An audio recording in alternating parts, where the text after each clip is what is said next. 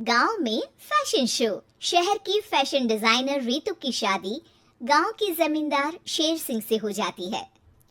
लेकिन शहरी कामकाजी रितु का गांव में मन नहीं लगता। क्या सासू माँ, ये गांव में तो कुछ नहीं है, मेरा दिल ही नहीं लगता यहाँ, क्या करूं मैं।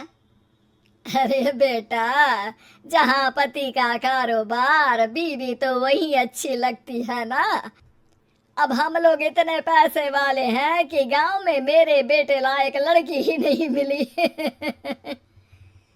अरे माँ, मैं तो ये बोल रही हूँ कि क्या करूं जिससे मेरा थोड़ा दिल लगे। अरे बेटा, मैं भी शहर की थी। यहाँ आकर मैंने गांव में स्कूल खोल लिया। बच्चों को पढ़ाती थी तो मन लग जाता था। तू भी कुछ देख ले जिससे गांव की बहू बेटियों का भला हो जाए और तेरे जमींदार ससुर जी का नाम भी हो जाए। रितु क्या करती, फैशन डिजाइनिंग वाले कपड़ों को गांव की औरतों पर कैसे ट्राई करती।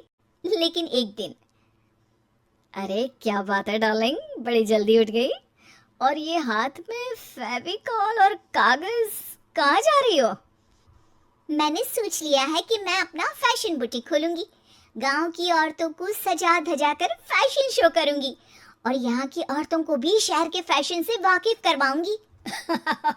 फैशन और यहाँ की औरतें, अरे इन लोगों को तो बस चूल्हा चौका आता है। खाली समय में एक दूसरे के सर से जुएं निकालती हैं या फिर अचार पापड़ बनाती है। इन लोगों के बस की नहीं है फैशन को समझना। लेकिन रितु मानती नहीं। वो पूरे गांव में पोस्टर चिपका देती है कि किसी को भी नए डिजाइन के कपड़े पहनने का शौक है तो जल्दी जमींदार की बहू से मिले। लेकिन रितु की दुकान में 2 दिनों तक तो कोई आता ही नहीं। पर एक दिन, अरे कमला, क्या हुआ, क्या देख रही हो? ये पुतला देख रहा है दीदी। क्या दिख रहा है इसमें ऐसा? अब देखो तो दीदी, ये पुतला मेरे जैसा ही है ना, पतला दुबला लंबा, बस मैं काली और ये गोरा।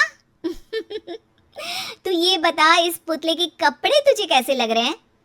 अरे कपड़े तो बहुत ही सुंदर है दीदी, लेकिन तू ना बस कल इसी समय आ जाना और अपने जैसी 2-3 और को भी ले आना।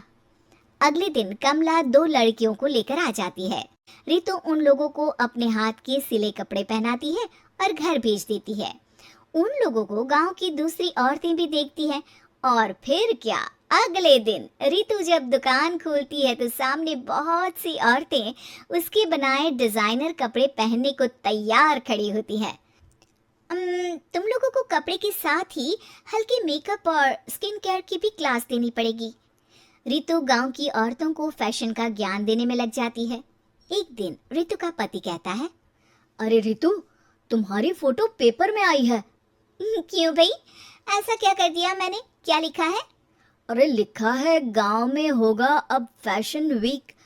अरे हाँ, कल ना कोई फोन आया था मीडिया वालों का, तो मैंने भी बोल दिया कि फैशन शो तो अब गांव में होगा। लग रहा है उसी की खबर बना दी है। तभी रितु को एक फोन आता है। हेलो, कौन बोल रहा है? जी मैं काम्या बात कर रही हूँ, लुक में फैशन वीक से। हम लोगों ने आपका काम देखा। हम शहर वर्सेस गांव का फैशन थीम में एक फैशन शो आपके गांव में करना चाहते हैं। अरे वाह, ये तो बहुत ही अच्छी बात है। मैं अपनी मॉडल्स के साथ शो में हिस्सा जरूर लूंगी। बस अब क्या था, वो दिन भी आ जाता है जब रितु की गांव की गोरी शहर की छोरी के साथ स्टेज शो में हिस्सा लेती है। शो के बाद, अरे आपकी वो जो कलेक्शन है ना, मैं उसकी पूरी सीरीज खरीदना चाहती हूँ। सच में आपने वो कपड़े डिजाइन करे जो आज के लोग आसानी से घर और बाजार में पहन सकते हैं। और बजट में भी है। हम भारतीयों के लिए तो ये डिजाइन बेस्ट है जी। वैसे आपने क्या सोचकर ये कपड़े बनाए और आप इसे कितना आगे और लेकर जाना चाहती हैं? औरतें और फैशन एक दूसरे के पर्यायवाची है। तो ये किसने कहा कि गांव की औरतों को डिजाइनर कपड़े पहनने का हक नहीं? मेरा मानना है कि शौक सभी औरतों में होता है। ज़रूरत है तो बस उसे जगाने की, उनके हिसाब और बजट के कपड़ों की, जो मैंने बनाए और सबको पसंद भी आए। अब रितु का गांव हर जगह प्रसिद्ध है, ना सिर्फ रितु के लिए बल्कि वहाँ की औरतों की फैशन के लिए भी।